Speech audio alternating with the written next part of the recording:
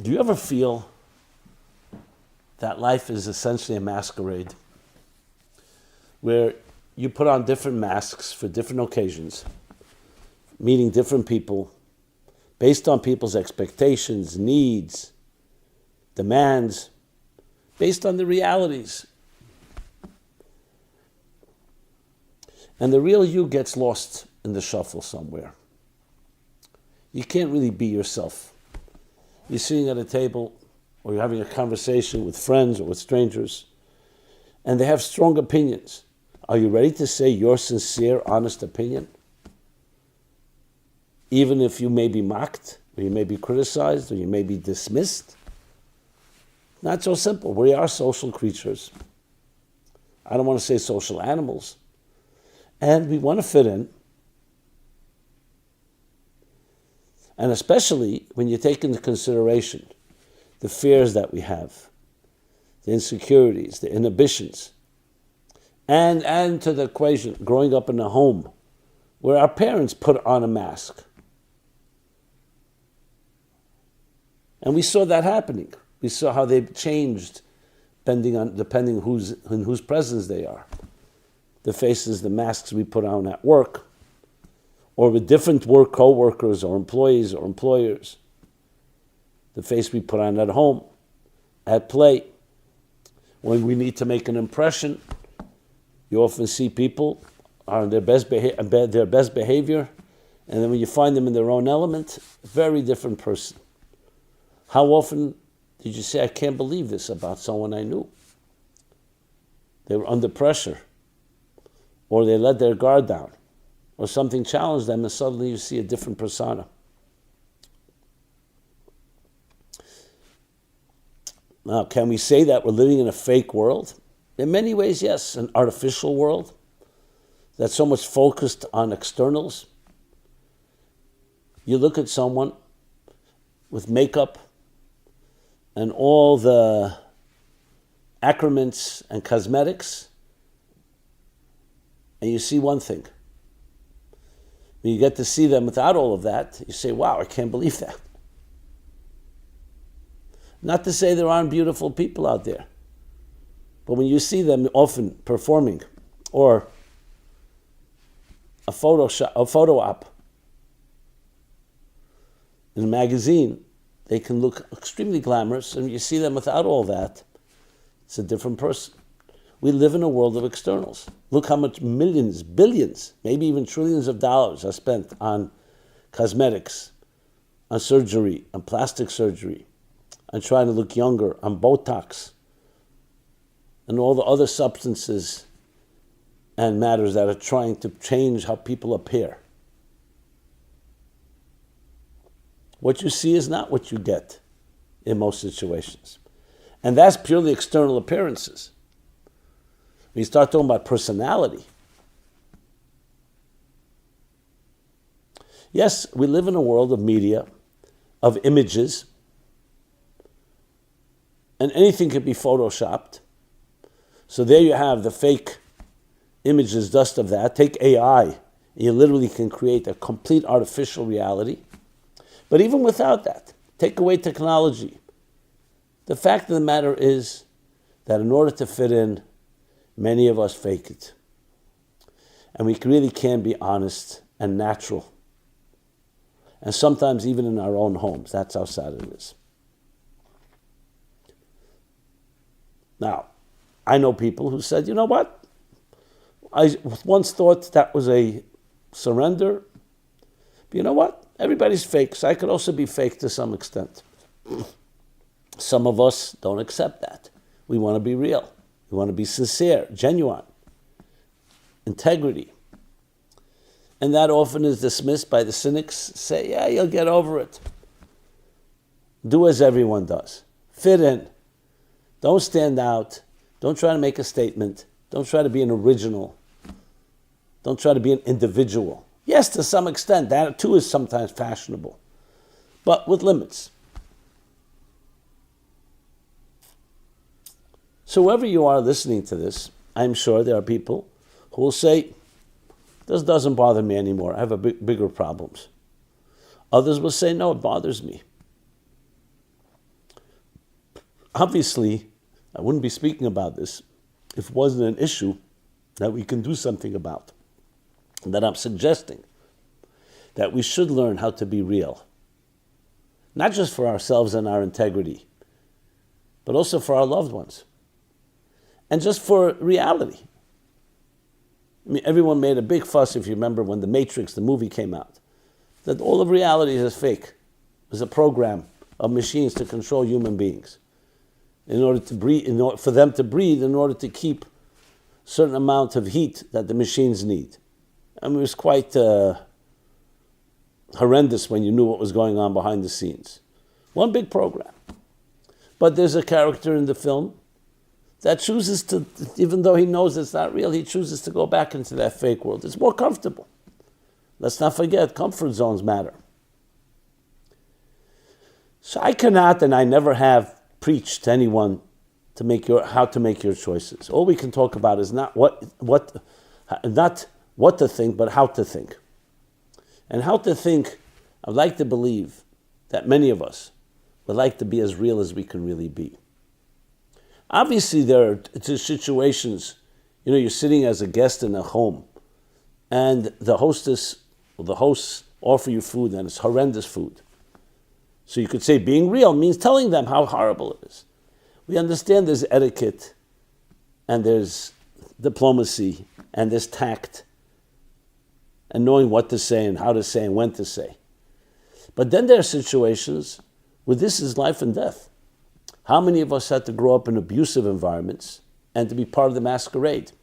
How many people have told me, I cannot stand going home for the holidays, where we all fake it and we smile and we take that picture, because that's what our father wanted, when behind the scenes there was horrible abuse of all sorts. And in general, I don't think I need to make a case. If I do, I will make a small case. What's wrong with being fake? Because it's not you. You're not really living up to who you are. You could say, well, what's wrong with that? Well, if you're saying that and that's where you are comfortably, I'm not here to argue with that. I'm here to make the case that it's not really where you should be and where you ultimately be happy and fulfilled. I've often told the story, my son, as a little boy, came home from school. He was all excited. I asked him, what are you so excited? And he said to me, I heard today a very nice thing. I said, what? You were born an original, don't become a copy. It stuck with me over all these years. Today he's no longer a child, he's already a 40-year-old, 41-year-old, with his own children. So recently I asked him, I said, do you remember that? He didn't even remember, but I remembered. I said, so what happened with you? Are you a copy or an original? Now, no pun intended, he happens to be a copywriter. He's a creative director, he's excellent at writing, copy, a wordsmith. So he responds, I'm an original copy, whatever that means. But the idea is clear. You're an original. You have something unique about you. Even though there's many commonalities between us, between people in general. But fundamentally, there's something unique about each individual. And that's the real you. It's part of the real you. Obviously, to say we're all alive, that's also part of reality. But the real you, when we still get to it, comes down to a unique you, with unique goals, with unique skills and unique talents, and with an indispensable element. And I think this lies at the heart of the initial question. Some people say, hey, we're just evolved creatures. We were once apes, and before that amphibians, and before that bacteria, and before that a ball of gas. So what difference does it make whether we're real or fake? However, if you do embrace, as I do, that each of us was created in the divine image, which means you have a unique soul, you have an indispensable role to play. You're not just an arbitrary, another grain of sand, another bacteria happens to be floating around, who really cares one way or the other? But you matter, and your choices matter, and your whole reality, everything about you matters. Then there's a big difference whether you're going to be a real or a fake. But then comes the dilemma, as I said. What do you do in a fake world? Do you play along and then find little secret moments or secret corners where you can be the real you. And this is a big factor because we are affected by the people around us. Firstly, our parents, our siblings, our schools, our educators, and society itself, media. And as much as people like to call themselves individuals, often it's an individual because that's also fashionable, but are you really being yourself? So what do? Do you just give up on not fitting in? Or do you throw in the towel and just surrender? So this is actually a tremendous topic discussed by the mystics. We'll call it the psychological mystics, in understanding the dilemma. Because on one hand, as I said, there's certain etiquette, there's a certain behavior code, where we sometimes do need to go along with something, even if we're not in the mood. To say, I'm going to be myself, my real self. I'm not in the mood of going, my wife or my husband or my children want to go somewhere, or my friends. No. Sometimes you have to bite the bullet, even if you're not in the mood, and you do what you have to do. You say, but I don't want to be a fake. So then you have to be wise, and don't be a fake. Figure out why there's value in that. And even if there isn't, that you can't figure it out, sometimes you do it because you just do it, because that's our obligation. But if it comes to a point where your whole life is just following, conforming, herd mentality, then you have a problem. So how do you deal with this? So we do actually have in the Bible a story where Jacob dresses in the garments of Esau, his brother, to receive the blessings, which is a masquerade. It wasn't him. He dressed in the garments of his brother. So there's a beautiful analogy from the Baal Shem Tov, the great mystic, 18th century mystic, founder of the Hasidic movement, to understand this dissonance, you can say, this tension, and how we deal with it. The analogy goes like this. An aging and ailing king knows his time is coming, and he wants his son to be the heir to the throne. There's a problem. His son grew up in the palace. He always had people taking care of him. Basically spoiled, and never had to earn his way. Attendance is the word I was looking for. He had an attendant for anything. And the king wanted him to be a sensitive leader, not just an arrogant, spoiled brat. It's not the words of the Baal Shem Tov. I'm just driving the point home. So he decides, as painful as it is, he's going to send his son away from the palace to live among the people, on the ordinary among the people. So then he has to earn his way. He'll learn what life is about without anyone knowing who he is, without anyone catering to him. And he'll develop the sensitivity necessary to be a true leader. But the king knew that once he sends him away, in the beginning it will be painful, but slowly his son will ultimately assimilate his ways and may even forget why he was sent there. So the king decides, I'm going to send a letter to my son several times a year to remind him, you're my son, you're being groomed to be king, I sent you away to learn to be sensitive, to understand the ways of the people, live among them, see them from their own perspective, not as a king. And one day you will return and lead them with the right compassion and the empathy necessary for a true leader. Anyway, the day comes, he calls his son in, and with tears in his eyes, he does what he exactly has planned. And that is indeed what happens. In the beginning, it's very painful, but slowly his son adapts his ways and gets used to his new home, his new environment, and begins to live as they do. But then he gets a letter from his father one day, and suddenly reminds him, and he wants to celebrate. Problem is, what's he going to do? Tell the people, all his friends, I'm celebrating? They'll ask him why. Because you're the next king. They'll either think he's crazy, or they'll be offended. So what do? He throws a party. Free cocktails, a free meal, a beautiful party on me. The whole town is celebrating because they get free food, free celebration. No clue why. And he, meanwhile, is celebrating with them because he knows he received this letter from his father. He understands his purpose, his mission of why he's there. And the Baal Shem Tov concludes, the king is, of course, the divine, the cosmic engineer. The child is each one of us, the soul sent away from a spiritual habitat in heaven, in a spiritual environment where it's comfortable, everything is taken care of, sent away to live in this world, in this material world. And it's made to forget. The child forgets.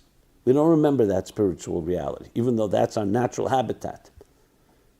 So we're thrust into this world, and in this world, we have to fit in,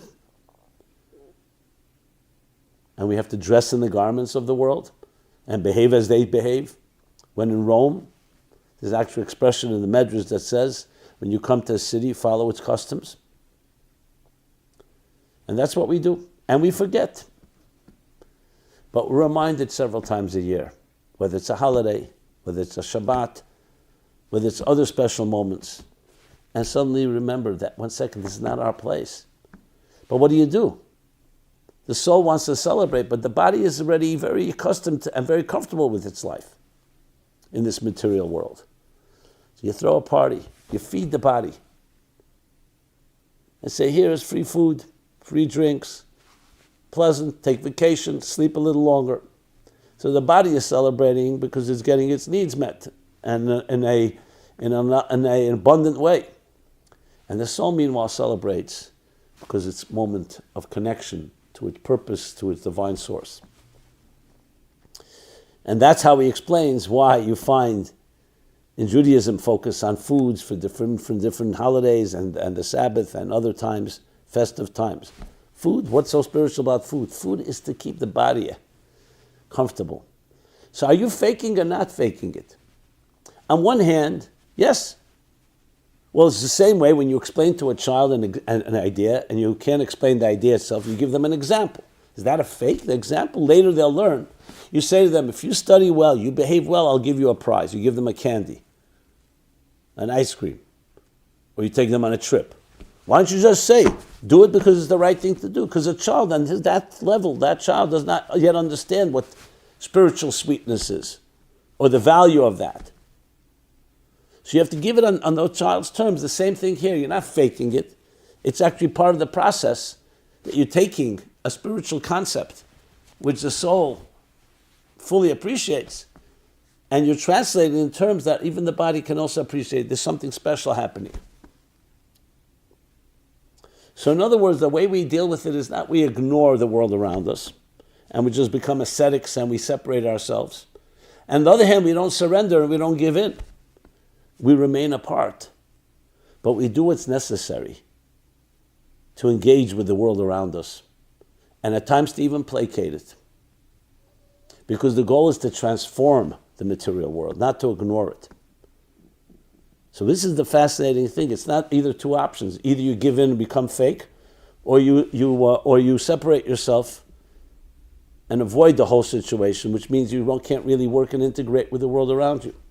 You understand that the world was here, even the fake part of the world, for a reason, for you to bring truth and reality into a situation that's artificial or superficial, and that is at times fake.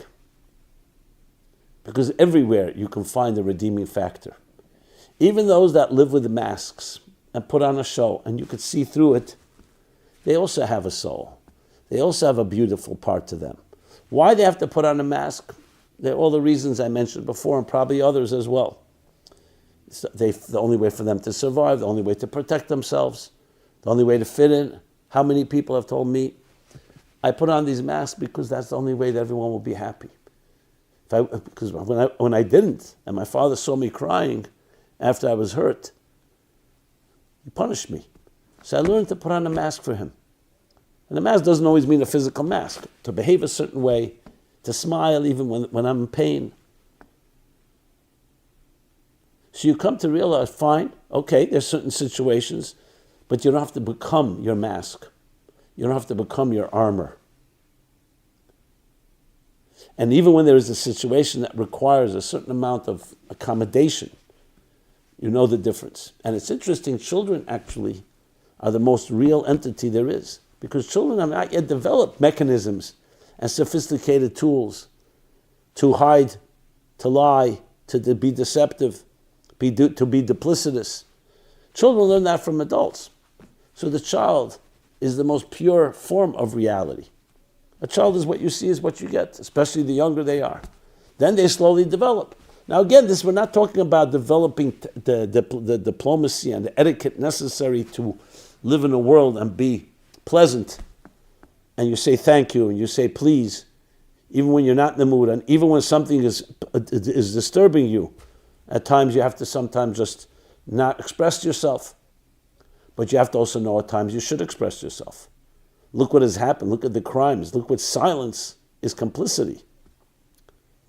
And we see that in horrible ways, whether it was in the Nazi Europe or other places in the world at different times, where people just fit in. It was uncomfortable to challenge the status quo. So we're not there. Obviously, you have to follow your conscience. But the most important thing of all here, and this goes back to what I said earlier, even when you have to put on a certain face, that should not become you. Know the difference. For that, we need to discover who the real you is. For that, we need to discover your soul. And unfortunately, many of us don't even recognize that. It's one thing I recognize who I really am, but I have to fake it right now, for whatever reason. But what happens when you fake it long enough and you're fake, your mask becomes you. As I've always say, as I always point out, you ask someone, who are you? Who's the real you? And they give you their business card.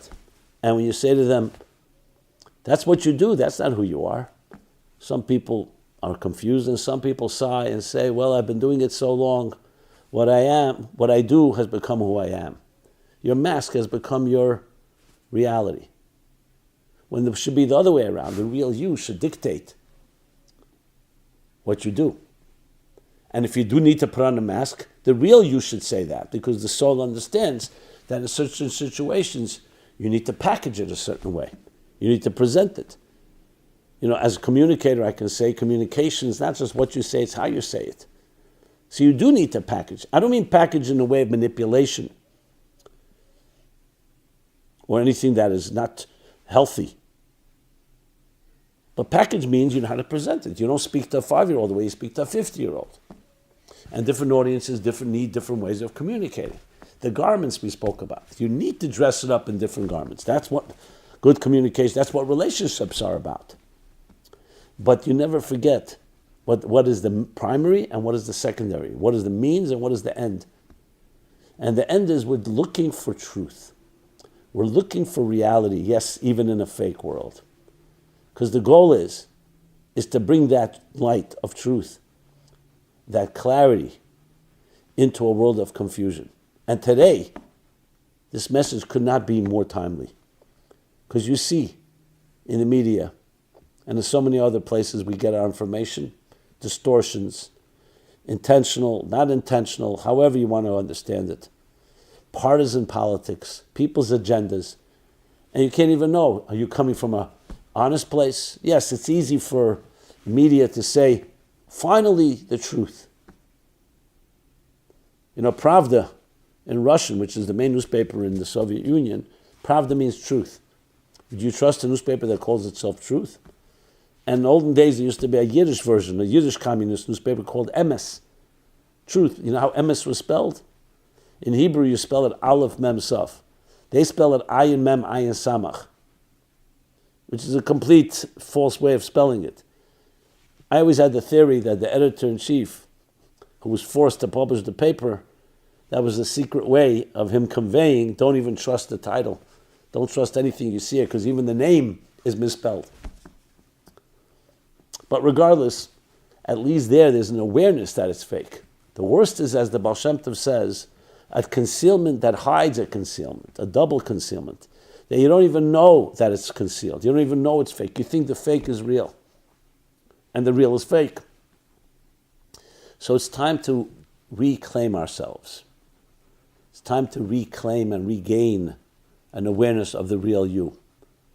What does God say to Adam after he sins, after he experiences the first dissonance, where he separates his consciousness from his true divine consciousness? Ayeka, where are you? I don't recognize you. Of course he knew where he was physically. You're not present. You're not there. You're there, but you're not there. It's time to ask ourselves, where are you? Where is the real you? Where is it hiding? In psychology, they have the concept of the inner child, very often hiding because it was hurt, so it goes undercover and be replaced by a personality, a persona that's not really you. To some extent it is, because it's your creative way of hiding. But it's time to come out from under, from the incognito state, not to hide. I remember the beginning days of the internet, there was a paid service online called Second Life. You paid thousands of dollars to develop a second life, a persona that was not you, a persona that you wanted to be. And you could walk the walk and do everything that you dream of, and it's not you. And people embraced it. I don't know if it still exists or variations of it, because sometimes people are not comfortable who they really are, so they create a fake personality, fake ID. My friends, it's time to discover your true self and not be afraid, because it's beautiful. And then let your true self determine when you need the garments and when you don't need garments. How to be real in a fake world. And ultimately redeem and free and ultimately transform the fakeness into reality. And that's what we call the utopian state of a seamlessness without the duplicity, an integration of all parts of yourself with no need to hide, to fake. Yes, a need to package and present, just like you present anything in a pleasant way. But for this we need courage, and we need study and emotional intelligence to discover the real you. And where do you begin? A good place, try out my book, Toward a Meaningful Life. It's a book that talks about that, who the real you is. I'm sure other books as well. Let's get to know your soul, not just your body, not just your masks, but what's behind the mask. Ask yourself the question, what would I be like if I were not under the influence of others, and I did not have to serve or satisfy other people's expectations?